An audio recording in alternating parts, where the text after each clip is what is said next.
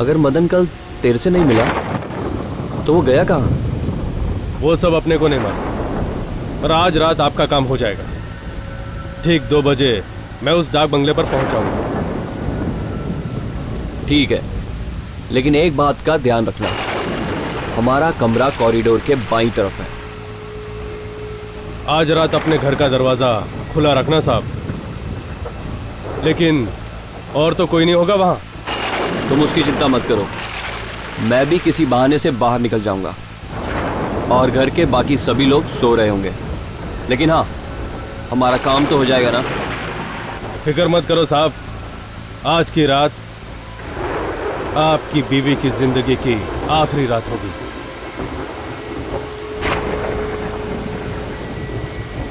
तुम ये रखो।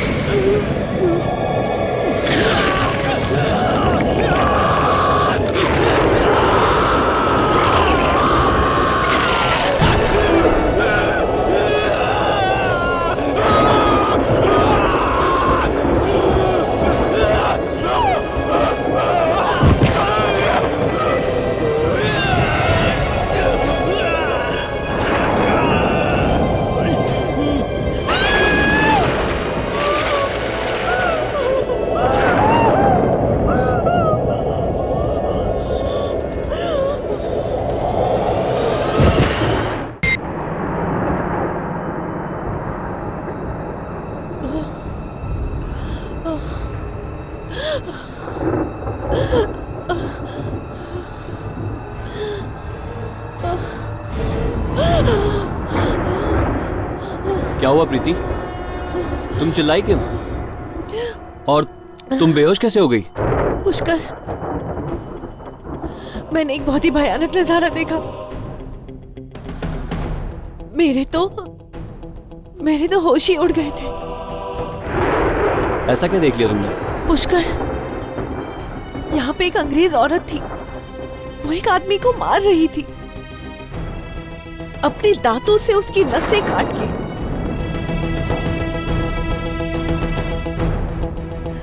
उसके सर पर हैवानियत छाई हुई थी। अंग्रेज औरत किसी को मार रही थी? ये तुम क्या कह रही हो प्रीति? जब हम सब यहाँ अभी कमरे में आए, यहाँ पे तुम्हारे अलावा और कोई नहीं था। पुष्कर, मेरी बातों का यकीन कर, मैं सच बोल रही हूँ। हो सकता है वो अभी भी यही कहीं हो और उसने वो लाश छुपा दी हो। कैसी अंग्रेज औरत प्रीति? एक तो पहले ही हम मदन और राघव की वजह से इतने परेशान हैं, तुम ये ऊपर से कैसी बहकी बहकी बातें कर रही हो। दादी, क्या आपको भी मुझ पर यकीन नहीं है? अगर मैंने ऐसा कुछ नहीं देखा होता तो फिर मैं बेहोश क्यों होती? बेटी, मैं ये तो नहीं जानती कि जो तुम कह रही हो वो सच है या तुम्हारा भ्रम है, पर इस मनहूस जगह पर हम लोग ज्यादा देर तक नहीं रुकेंगे। लेकिन दादी, जब तक मदन और राघव का पता नहीं चल जाता, हम लोग यहाँ से कैसे जा सकते हैं? देखो, हम लोग कल तक मदन और राघव का इंतजार कर लेते, और अगर कल तक भी वो लोग नहीं आए तो हम लोग यहाँ से निकल चलेंगे और पुलिस को रिपोर्ट कर देंगे।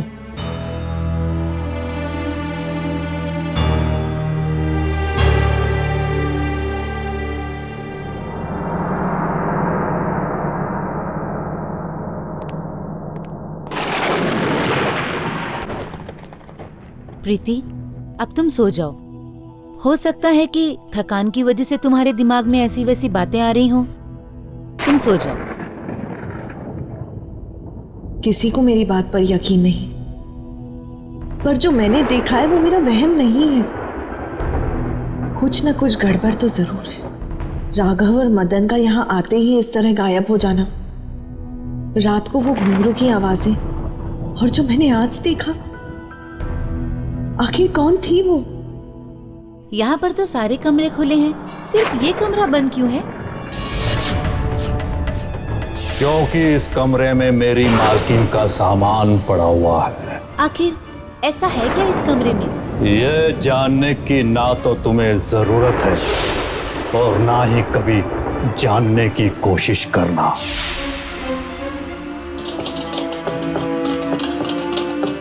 अरे ये चाबी तो देखो, आजकल की चाबियों से कितनी अलग है ना।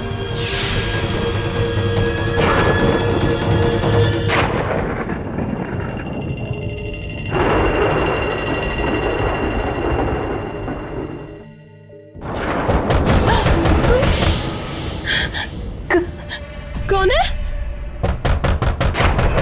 कौन है? पारो, मैं हूँ पुष्कर। पुष्कर?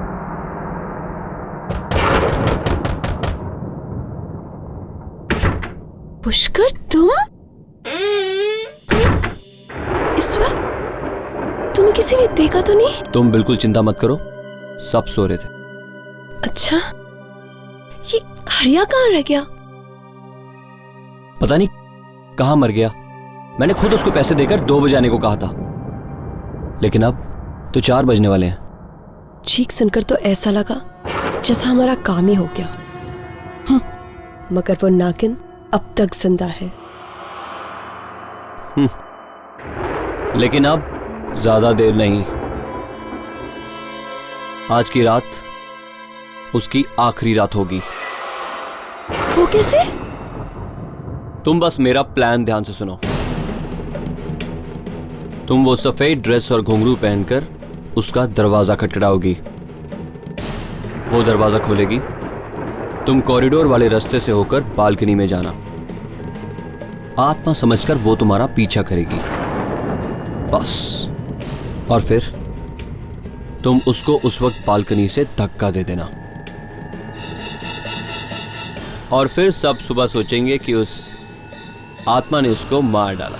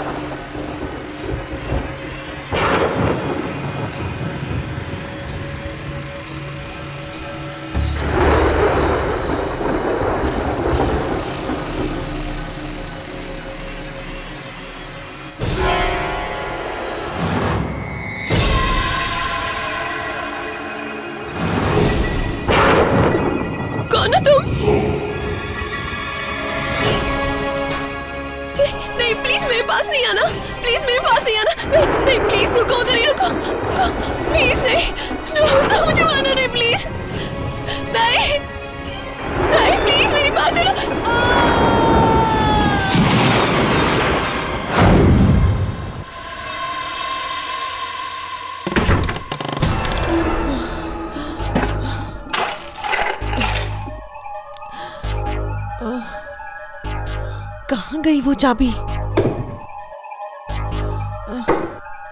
यही तो थी।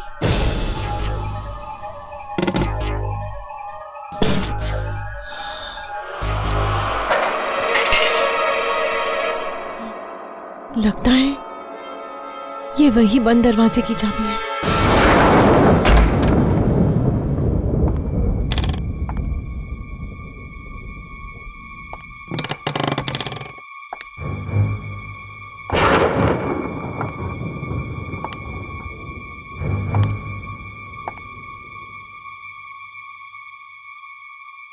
Musical instruments?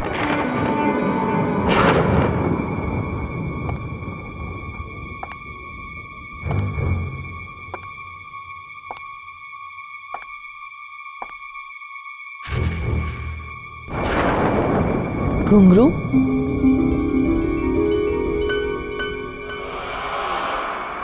लगता है ये कमरा किसी नाचने वाली का था।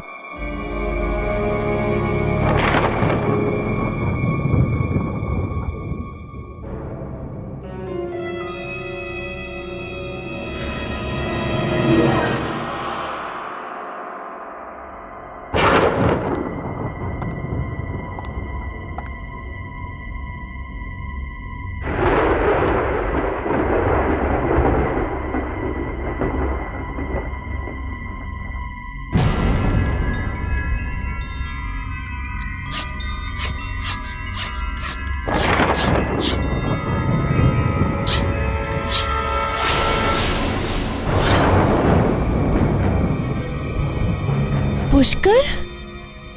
वो अंग्रेज औरत के साथ? 1945? 65 साल पुरानी तस्वीर। तुम्हारी हिम्मत कैसे हुई इस कमरे में आने की?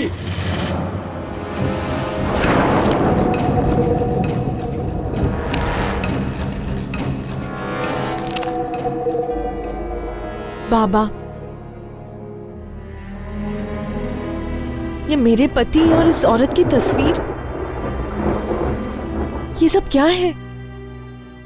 पुष्कर तुम्हारे इस जन्म का पति है और ये फोटो उसके पिछले जन्म का है, जब वो मेरी मालकिन मर्लिन का पति था।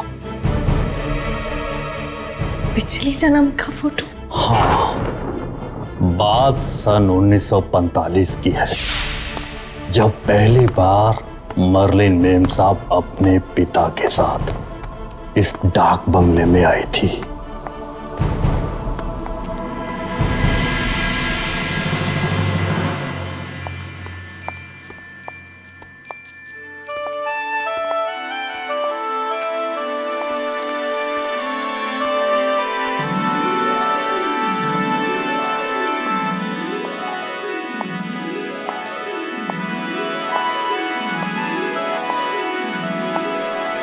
कुछ ही दिनों में उन्हें हमारा देश, यहाँ के रीति रिवाज, तीज त्योहार सब इतने भागे कि वो दिल से हिंदुस्तानी बन गए। यहाँ तक कि हमारे देश के लोक नृत्य से भी वो इतना प्रभावित हुई कि उन्होंने खुद वो नृत्य एक मास्टर से सीखना शुरू कर दिया। और वो मास्टर कोई और नहीं बल्कि तुम्हारे इस जन्म का पति पुष्कर था।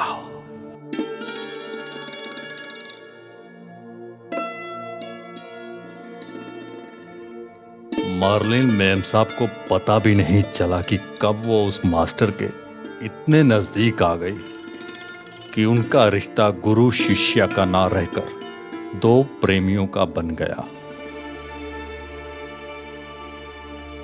पिता के जाने के बाद जो खालीपन उनकी जिंदगी में आया, उसे दूर करने के लिए उन्होंने उस डांस टीचर से शादी कर ली।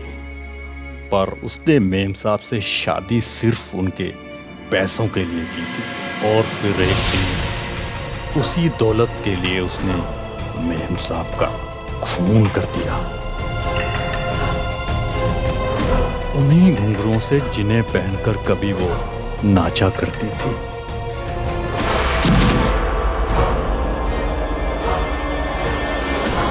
तब से लेकर आज तक मर्लिन बेम साहब की आत्मा इस डाक बंगले में भटक रही थी।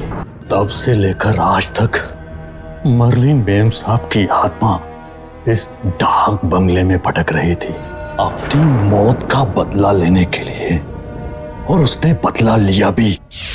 जिस घुंघरुओं से उसने उनकी जान ली थी, एक दिन वही घुंघरू उसकी मौत का कारण भी बने।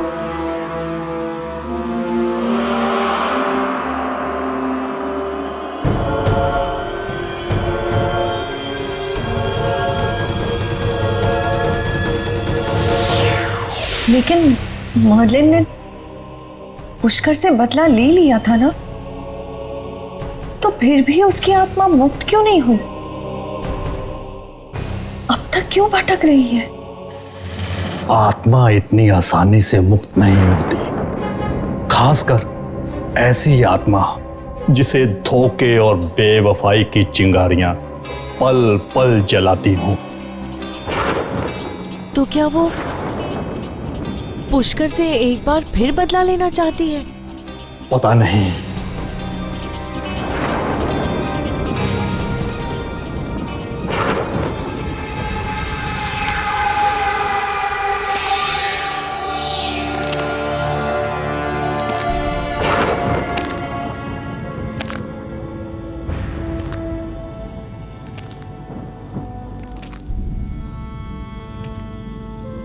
मर्लिन,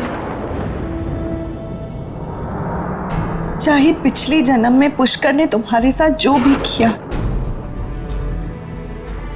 इस जन्म में वो मेरे सुहाग है,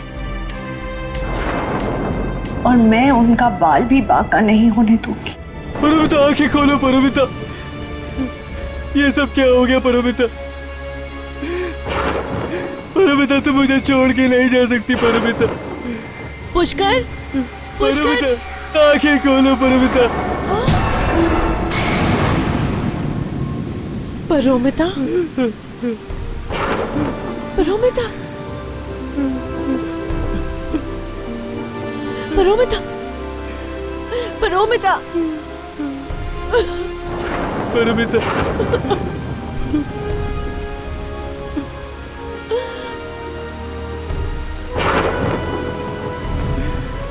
पुष्कर, मैंने तुम्हें जो वो अंग्रेज औरत के बारे में बताया था ना, वो तुम्हारे पिछले जन्म की बीवी है। उसी ने हमारी परोमिता को मार डाला। पुष्कर, हमें यहाँ से चले जाना चाहिए, इससे पहले कि वो तुम्हें भी मार दे। चलो यहाँ से भाग जाते। बकवास मत करो। परोमिता को किसी आत्मा ने नहीं बल्कि तुमने मारा है, तुमने। परोमिता को किसी आत्मा ने नहीं बल्कि तुमने मारा है, तुमने। क्या? ये तुम क्या कह रहे हो पुष्कर? हाँ, मैं सच कह रहा हूँ। भला मैं अपनी बहन को क्यों मारूंगी? क्योंकि तुम्हें हमारे प्लान के बारे में पता लग गया था। प्लान? कैसा प्लान? तुम्हें रास्ते से हटाने का प्लान। क्या? उस रात गाड़ी खराब नहीं हुई थी, बल्कि मदन ने जानबूझकर खराब करवाई थी। हमने एक खूनी को तुम्हारी सुपारी दी थी और इस डाक बंगले में तुम्हें मारने का प्लान बनाया था। और वो आत्मा और कोई नहीं, तुम्हारी अपनी बहन परोमिता है, जो तुम्हें डराने के लिए सफेद ड्रेस और घुंघरू में इस डाक बंगले में घूमा करती थी। हमने सोचा था कि वो खूनी तुम्हें मार डालेगा और सारा इल्जाम उस बेचारी आत्मा पर आ जाएगा।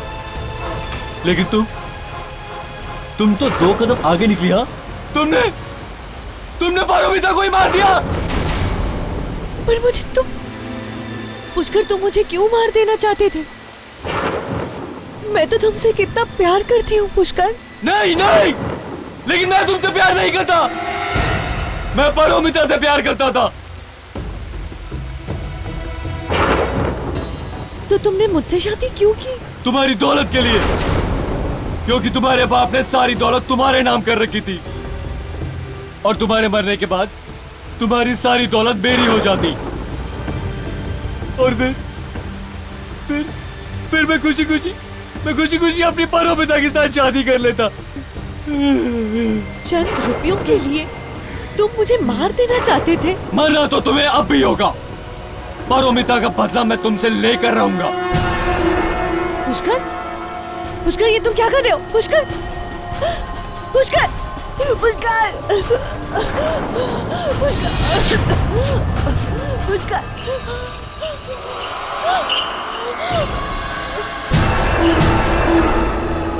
कौन हो तुम?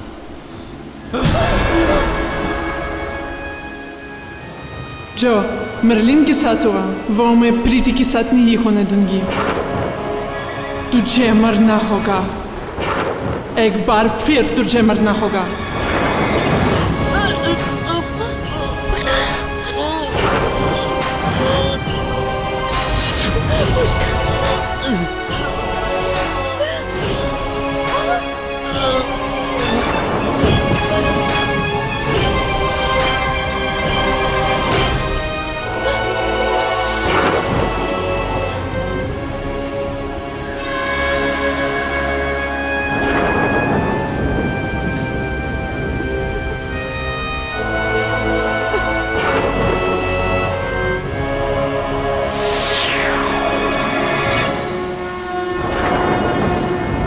प्रीति, प्रीति, क्या हुआ? प्रीति, पुष्कर, पुष्कर, क्या हो गया पुष्कर? क्या हुआ प्रीति? मम्मा। प्रीति, प्रीति।